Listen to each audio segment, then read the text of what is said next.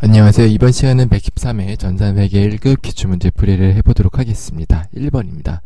회계의 기본 과정과 특징이 아닌 것은 1번 기업의 관점에서 경제활동에 대한 정보를 측정 보고한다. 2번 기업이 예상 가능한 기간 동안 영업을 계속할 것이라 가정한다.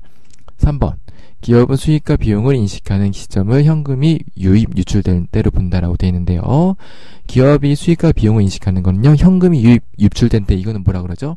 현금주의라고 하는데, 우리가 회계는요, 현금주의가 아니고 발생주의로 측정을 해야 됩니다. 그래서 답이 3번이 되겠습니다. 2번 상품의 매출원가를 계산 시 총 매입액에서 차감해야 할 항목은 무엇인가? 상품의 매출원가를 계산하는 거기 때문에 상품의 매출원가와 관련된 계정인 거를 고르시면 되겠죠.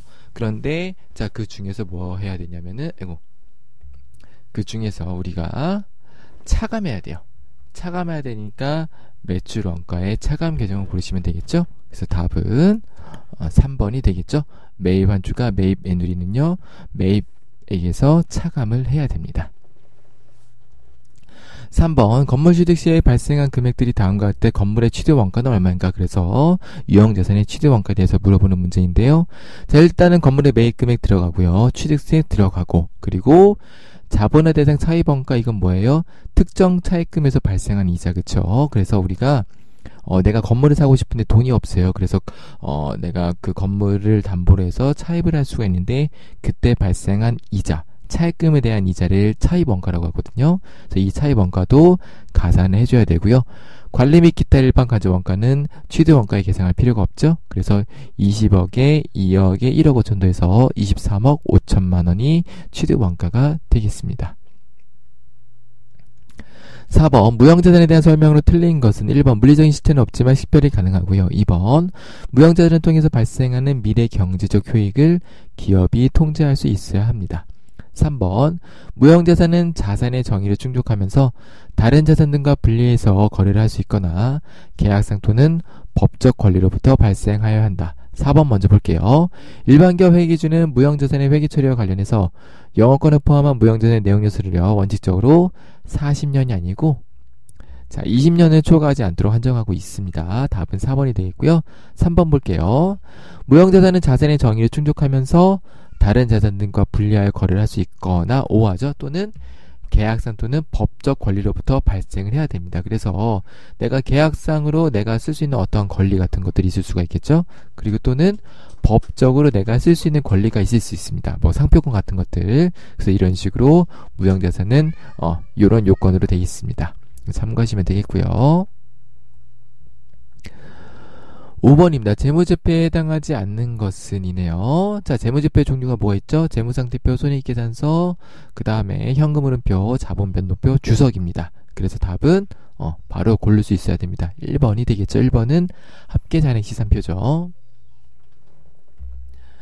6번 유동부채와 비유동부채가 분류가 적절하지 않은 것은, 유동부채는요 1년 이내인 거고 비유동부채는요 1년 이상인 거.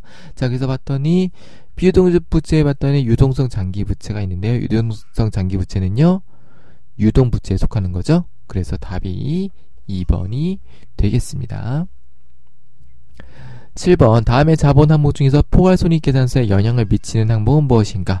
자, 손익계산서에 영향을 미친다는 거는요, 손익계산서 개정 과목을 고르시면 되겠습니다. 자, 그런데 감자차손 주식발행 초과금 자기주식 처분이익은 뭐예요? 전부 다 자본거래에서 발생하는 거죠. 그쵸? 그래서 자, 매도하는 증권 평가이익은요 원래는 자본인데요, 이거는 정확히 얘기하면요 포괄손익계산서에서는 어떻게 표현이 되냐면은 당기순이익 밑에요, 이거는 더 줘야만 안 나와요. 이건 이론적으로 알아야 되셔야 되는 거고, 당기순이익 밑에 당기손익으로 측정하지 않는 기타 포괄손익이라는 항목이 있습니다. 그래서 이 당기순이익 이후에 총포괄손익이 있거든요. 그래서 이 당기순이익을 측정하는 기타 포괄손익 항목을요 더하고 빼서 총 포괄손익을 구합니다. 그래서 이게 포괄손익계산서가 앞에 붙었죠. 이 포괄이 붙는다는 의미가 요걸 빨간색을 해볼게요. 이 포괄손익계산서의 포괄의 의미는요, 요걸 얘기하는 거예요. 손익계산서는 우리가 전통적인 손익계산서는 단기순이익까지만 표현하는 거고, 그래서 답이 4번이 되는데 조금 어려울 수는 있습니다. 어려울 수는 있는데 우리가 자본 잉여금이 뭔지 그런 거를 조금만 구분할 수가 있으면, 자본 조정이 무엇인지만 구분할 수 있으면은 어느 정도 풀 수 있는 문제이긴 합니다. 근데 회계 1급 수준에서는 좀 어려운 문제가 되겠습니다. 8번 빈칸 A에 들어갈 금액으로 적당한 것은 기초상품 재고액이 있고 매입액이 있고 기말상품 재고액이 있으니까 매출원가 구할 수 있죠? 기초 더하고 매입 더하고 기말 빼시면 되겠고요. 그럼 여기 매출원가가 나오고, 자, 매출총익, 매출액에서 매출원가 빼면요, 매출액에서 매출원가를 빼면요, 매출총이익이 나오고요. 매출총이익에서 판매비와 관리비면은 단기순이익이 나오죠. 그래서 요거를 구하시면 되겠습니다. 그래서 뭐 크게 어렵지 않게 할 수가 있겠어요. 그래서 매출원가는 45만 9천 원이고, 매출에서 매출원가를 뺐더니 매출총이익이 마이너스 16만 9천 원, 거기서 판매비와 관리비를 뺐더니 마이너스 36만 원이 나오게 되겠습니다. 그래서 답은 1번이 되겠습니다. 9번 다음주 원가 행태에 따라 변동원가와 고정원가로 분류할 때 이에 대한 설명으로 틀린 것은 이네요. 자, 조금 쉬운 문제죠. 이런 것들은 틀리시면 안 됩니다. 자, 1번 고정원가는 조업도가 증가할수록 단위당 원가도 증가한다라고 되어 있는데, 단위당 원가는 고정원가는요, 일정하죠. 답이 1번이 되겠네요. 10번 보조부분 원가를 배분하는 방법 중에서 옳지 않은 것입니다. 1번 상호배분법은 보조부문 상호 간의 용역수수 관계를 완전히 반영하는 것이고요. 2번 단계배분법은 보조부문 상호 간의 용역수수 관계를요, 전혀 반영하지 않는 게 아니라, 그렇죠, 우리가 배부 순서를 정해서 그 순서대로 배부하는 것이죠. 그래서 답이 2번이 되겠습니다. 11번 다음 자를 위한 단기총 제조원가는 얼마인가?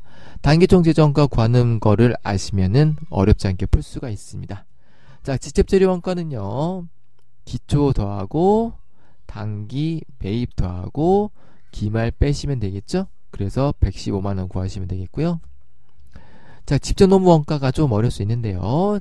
자, 일단은 보시면은 직접 노무 원가 보시면요, 정기 미지급 임금이 있고요, 단기 미지급 임금이 있고 단기 지급한 임금이 있어요. 그래서 요거 세 개를 가지고 우리가 구하시면 되는데요. 자, 일단 단기 지급한 금액을 더하시면 되겠고요. 정기 미지급한 거는 단기에 지급을 했겠죠. 그래서 빼셔야 돼요. 단기 미지급한 금액은요, 단기에 발생했는데 돈만 안 준 거니까 더하셔야 되고, 그래서 직접 노무 원가를 구하시면 되겠고요. 제조관점 원가는요, 70만원이가 나와있죠. 그래서 요 금액 3개를요 더하시면 되겠습니다. 답은 2번이 되겠습니다. 12번 종합원가 계산에 대한 설명은 옳지 않은 것은이네요. 크게 어렵지 않죠? 답만 체크해 볼게요. 답은 4번이 되겠습니다. 제조관점원가는요, 실제 조업대 예정 배부를 반영하는 것은요, 개별 원가에서 쓰는 방법이었죠. 네, 요거는 어렵지 않으니까 답만 체크하고 넘어가겠습니다. 13번 부가지세법상 세금계산을 발급할 수 있는 자. 부가지세법상 세금계산을 발급할 수 있는 자는요, 사업자인데, 사업자 중에서, 자, 우리가 면세사업자는 사업자가 아니라 그랬었죠. 그래서 1번 면세사업자로 등록한 자는 발급할 수 없고요. 2번 사업자 등록을 하지 않은 자는요, 사업자가 아니기 때문에 할 수가 없고, 4번 보시면요, 간이가세자 중에서 직접사업 연도 공급대가가 4,800만원 미만인 자는요, 세금계산서가 아니고 영수증을 발급할 수 있습니다. 그래서 답은 사업자인 사업자 등록을 한 일반 과세자가 되겠죠. 14번 부가지세법상 대손사유에 해당하지 않는 것은 1번 소멸시효가 완성된 어음수표 되고요. 2번 특수관계인과의 거래로 인해 발생한 중소기업의 외상매출금으로서 회수기일이 2년 이상 지난 외상매출금인데, 여기서 문제가 뭐냐면요, 이 뒤에 건 맞아요. 이 뒤에 중소기업의 외상매출금으로서 회수기일이 2년 이상 지난 외상매출금은요, 대손사유가 되지만 특수관계인이랑은 안 됩니다. 특수관계인이 붙었기 때문에 2번이 오답이 되는 것입니다. 15번 다음 중 부가지세법상 공급 시기로 옳지 않은 것은 1번 폐업시 잔존제한은요 폐업하는 때, 2번 내국물품을 외국으로 수출할 때는요 선적일이 맞고요.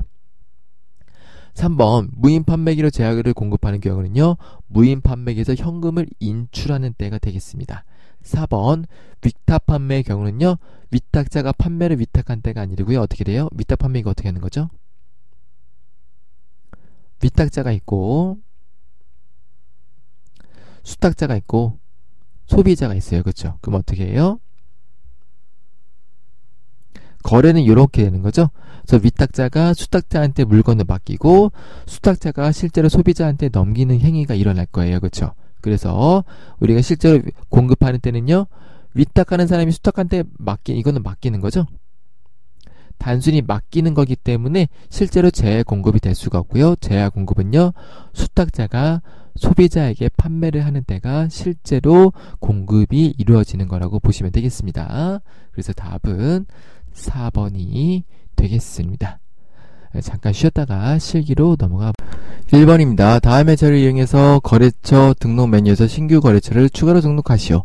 거래처 등록 메뉴 들어가셔가지고 밑에 있는 내용 적어주시면 되겠죠. 2번 다음 자료를 이용해서 계정 과목 및 적용 등록 메뉴에서 대체 적용으로 등록하시오. 이것도 어렵지 않으니까 계정 과목 및 적용 등록 들어가셔가지고요. 그냥 있는 그대로 넣어주시면 되겠습니다. 3번 정기부 손익계산서를 검토한 결과 다음과 같은 오류가 발견되었다. 해당 오류와 관련된 정기부 원가 명세서 및 정기부 손익계산서를 수정하시오. 이건 한번 해볼게요. 그래서 봤더니 공장 일부 직원의 임금 220만원이 판매비 및 일반관리비 항목에 급여로 반영되어 있다고 합니다. 그래서 여기 판매비 및 일반관리비는 정기부 손익계산서죠. 여기 있는 것들을요 일로 옮겨주셔야 되죠. 여기는요 원가 명세서죠. 그래서 한번 해볼게요. 자, 원가 명세서에 있는 거는 220 늘리고요. 판가비는 220 줄이고 해보겠습니다.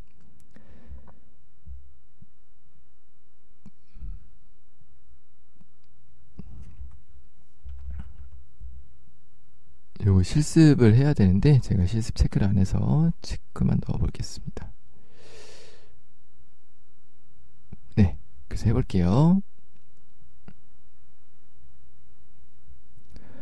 자, 일단은 제손 이제 요걸 기억하셨다고 하시면 되겠는데요. 지금 보시면은 자, 제조원가 명세서랑 손익계산서에만 움직이는 거고요. 단기순이익은 바뀌지 않을 거예요. 그래서 요거 두 개만 바꿔주셔도 크게 무리는 없습니다. 한번 해볼게요. 자, 정기부 원가 명세서 임금이 220 더 더해주셔야 되죠. 그러니까 4,720만원. 자, 이렇게 되는 거고, 그러면은 지금 요 합계랑 당기 제품 제조원가가 바뀐 거를 볼 수가 있습니다. 자, 요거 열어두시고요. 손익계산서 급여가 220만원 주는 거죠. 그랬더니 8,430만원 되겠죠. 네, 그래서 보시면은 이렇게 바뀐 거를 확인할 수가 있겠습니다. 자, 그리고 자, 단기 제품 제조원가가 있는데요. 요거는 보시면은 아이고 여기 400780이 되기 때문에 요것도 220만원 늘려줘야 돼요. 그래서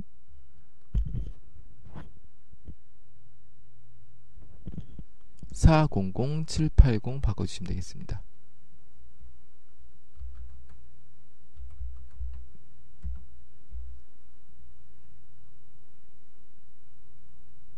네, 그래서 이렇게 바꿔주시면은 나머지는 크게 무리 없이 넘어가시면 되겠습니다.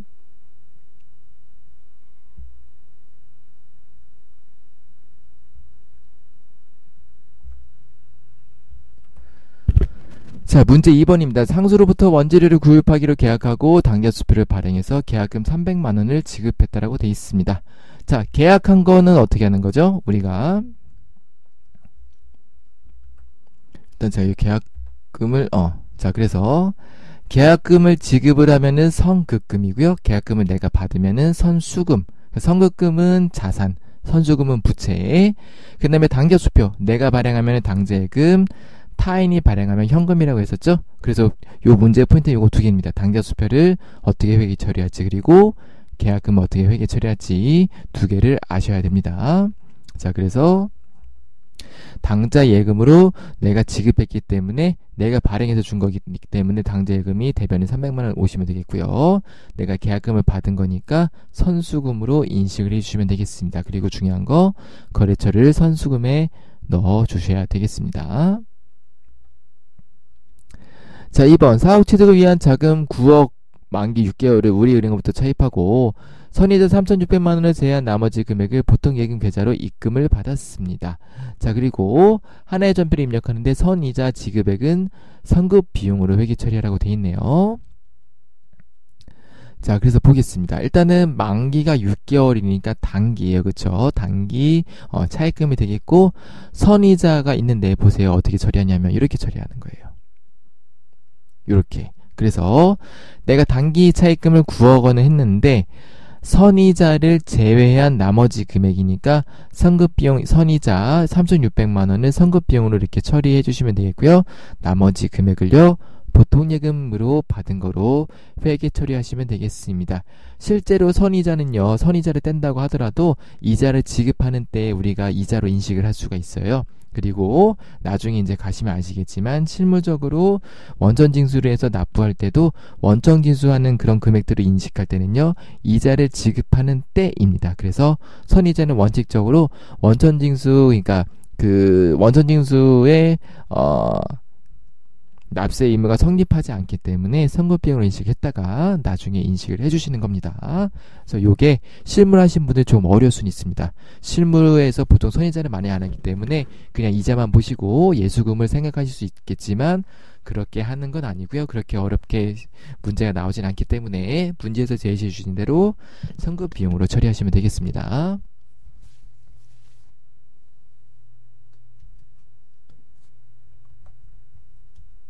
3번 창고 임차보증금 1,000만원 중에서 미지급금으로 계상되어 있는 작년부 창고 임차료 100만원을 차감하고 나머지 임차보증금만 보통 예금으로 돌려받았대요. 자, 볼게요.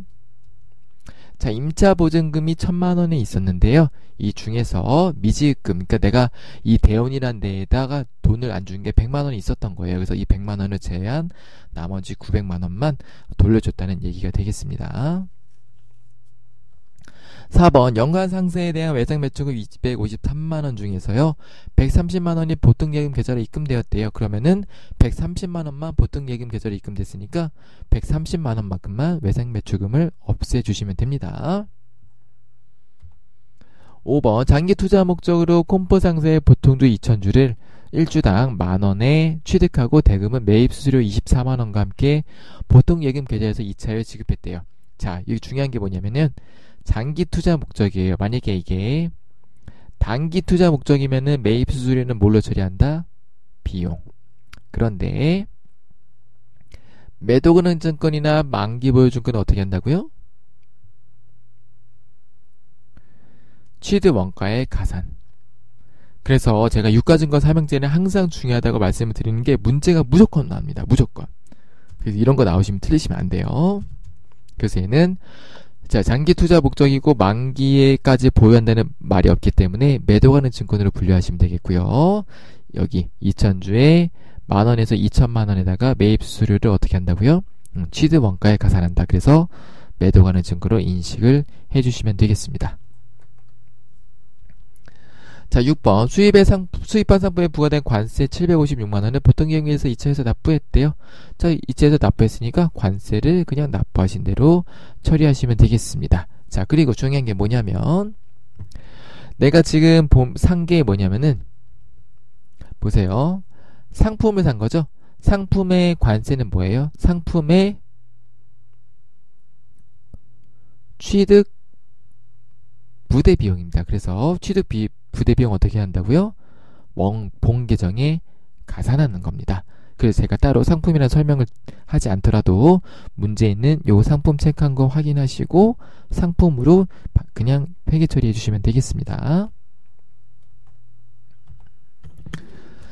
자, 메인 매출 전표입니다. 1번 산양산업으로부터 영업부에서 사용할 소모품을 현금으로 구입하고 전자세금 견서를 발급받았대요. 소모품은 자산으로 처리하라고 친절하게 알려주고 있습니다.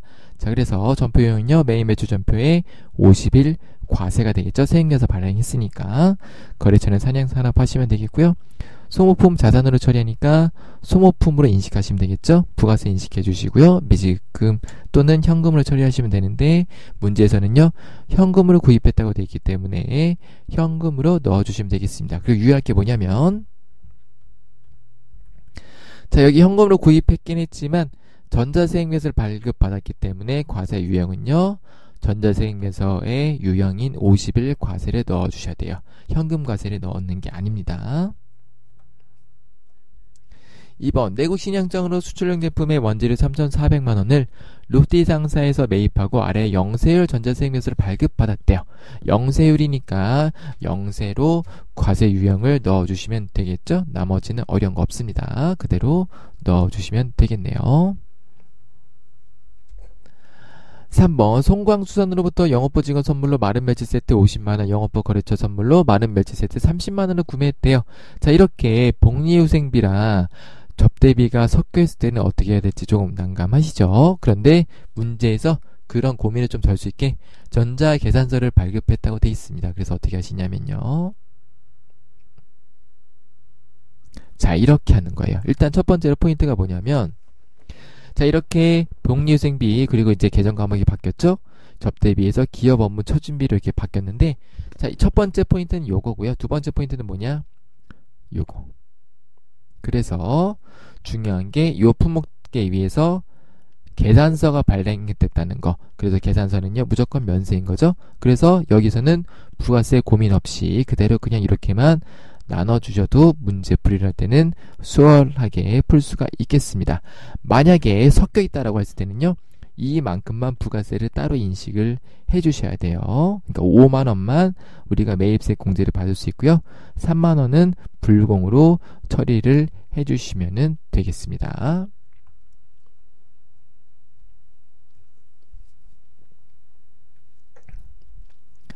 자, 4번, 업무와 관련 없이 대표이사 황동규가 개인적으로 사용한대요. 개인적으로 사용하는 거니까 매입세 불공제죠. 그쵸? 그래서 불공의 유형을 잘 기입을 해주시면은 크게 어렵지 않게 문제풀이를 할 수가 있겠습니다. 자, 그리고 가지금 계정을 사용하라고 되어 있으니까요, 가지금 계정을 사용하시면 되겠죠. 자, 일단은 54 불공 사업과 관련한 지출 2번 넣어주시면 되겠고요. 이렇게 보시면은 내가 대표이사한테 돈을 미리 한 거기 때문에 가지금 하시면 되겠고요. 거래처, 이 상해전자한테는요, 별도로 돈을 내가 줘야 되기 때문에 미지금 이렇게 회계 처리를 하시면 되겠습니다. 조금 익숙하지 않은 회계 처리일 수 있겠지만 문제에서 제시해 주신 대로 혼동하지 마시고 넣어주시면 될 것 같습니다. 5번, 개인 소비자 김은우에게 제품 77만원을 판매하고요. 대금은 김은우의 신용카드로 수취했대요. 단 신용카드 결제 대금은 외상매출금으로 회계 처리하라고 친절하게 알려져 있네요. 그래서 과세 유형은요, 17카드 과세로 하시면 되겠고요. 거래처는 김은우 넣어주시면 되겠고, 자, 신용카드 결제 대금은 외상매출금으로 회계 처리하는데요. 보시면은 신한카드로 수취했으니까 내가 돈을 받을 거래처는요, 신한카드인 거죠. 그래서 외상매출금 하시고요. 여기에 신한카드를 구분해서 넣어주시면 되겠습니다. 6번, 제조부가 사용하는 기장치의 원상 회복을 위한 수선비 88만원을 한한카드로 결제하고 다음에 매출 전표를 수취했습니다. 자, 한한카드로 결제했기 때문에 카드 결제한 거로 넣어주시면 되겠는데, 매입이니까 57카드 과세를 넣어주시면 되겠고요. 제조부가 사용하는 거니까 수선비의 제조가 되겠죠. 그래서 부가세 인식하시고 미지급 하나카드 넣어주시면 되겠습니다. 자, 문제 4번입니다. 전표 수정 1번. 초록산업으로부터 500만원을 차입하고 이를 모두 장기 차입금으로 회계 처리했으나 그 중에서 200만원은 상환기일은 2024년 12월 8일로 확인되었다. 자, 보니까 자, 장기차 입금으로 회계 처리했는데 상환기일이 1년 이내에 도래하는 게 있네요. 그렇죠? 그러니까 200만원요.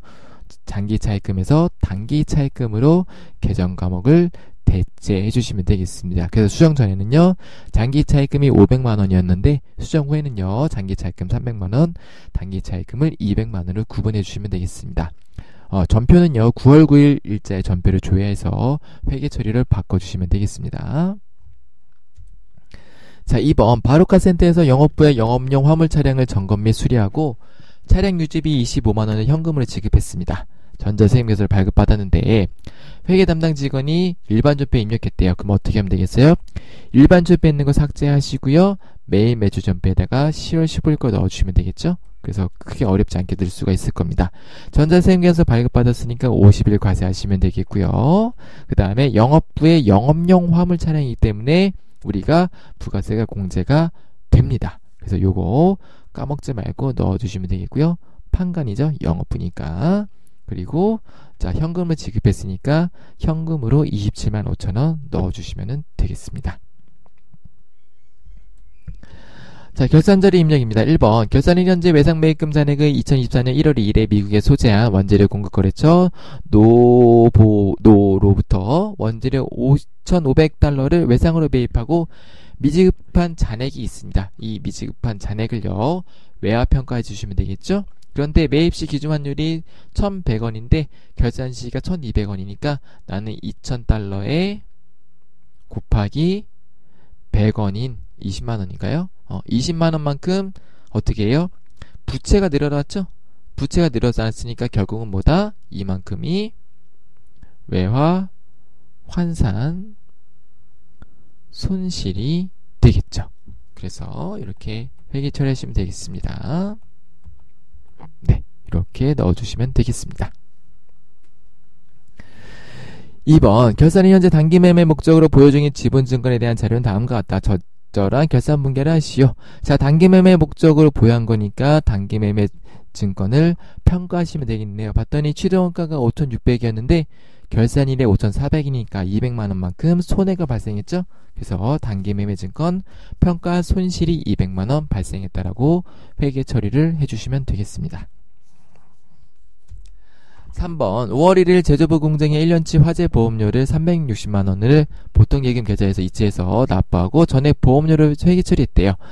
자, 그런데 실제로 2024년에 귀속되는 비용은 얼만큼이에요? 5월부터니까 8개월치죠? 그러면 나머지 4개월치는요 2025년에 발생하는 거죠. 그래서 이 4개월치만큼 어떻게 해야 돼요? 비용이 아니라 선급 비용으로 대체해 주셔야 되죠. 그래서 요걸 회계 처리 넣어주시면 되겠습니다. 그래서 보험료를 4개월치만큼 없애 주시고요. 그만큼 선급 비용으로 인식을 해 주시면 되겠죠. 자, 마지막 문제 6번 조회입니다. 문제 6번 조회는요 쭉 설명을 해드리고 실습을 한번 쫙 해보도록 하죠. 1번 2024년 1기 부가가치세 확정신고에 반영된 예정신고 누락분 매출의 공급가액과 매출세액은 얼마인가? 부가가치세 1기 예정이 아니라 확정신고네요. 1기 확정신고 조회하셔가지고요 예정신고 누락분 있는 거 확인하시면 되겠죠. 2번 2분기 중에서 제재원가 항목의 복리후생비 지출액이 가장 많이 발생한 월과 그 금액을 각각 기재하시오. 제재원가 항목이니까 두 가지 방법을 할 수 있어요. 첫 번째는 총계정 원장에서 제재원가 복리후생비, 그러니까 복리후생비 요 계정 과목을 조회하셔도 되고요. 아니면은 제재원가 명세서 직접 들어가셔가지고요 복리후생비 더블 클릭해서 이렇게 가장 많이 발생한 월과 금액을 확인하셔도 됩니다. 저는 2번으로 한번 해볼게요. 자, 그 다음에 4월 말 현재 미지급 잔액이 가장 큰 거래처명과 그 금액은 얼마인가 라고 되어 있으니까 거래처 원장을 조회하시면 되겠습니다. 그래서 해볼게요. 1번부터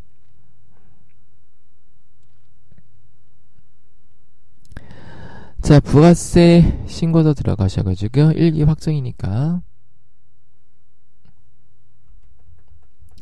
조회하시면요 여기 있죠. 자, 매출의 공급가액이니까 예정신고 누락분 매출에 보시면은 여기 매출의 예정신고 누락분이니까 510만원이랑 30만원 넣어주시면 되겠죠. 네, 이렇게 넣어주시면 되겠습니다. 자, 그 다음에 2번 저는 여기에 재무제표 조회하는 게 더 편해서요 이렇게 해볼게요. 재정과 명세서에서 자, 4월에서 6월이니까요 6월까지만 조회해도 됩니다. 그래서 복리후생비니까 복리후생비 더블 클릭하시면은 여기는 1월부터 다 나오거든요. 1월부터 해서 6월까지 다 나오는데 4, 5, 6이니까 4, 5, 6만 눈으로 보시면 돼요. 그래서 봤더니 4월은 41만 6천원, 5월은 19만 7천원, 6월은 13만 7천원이니까 가장 많은 월은 4월이고요. 금액은 41만 6천원이 되겠죠. 네. 그 다음에 3번 미지급 잔액이 가장 큰 거래처니까 거래처 원장 가셔서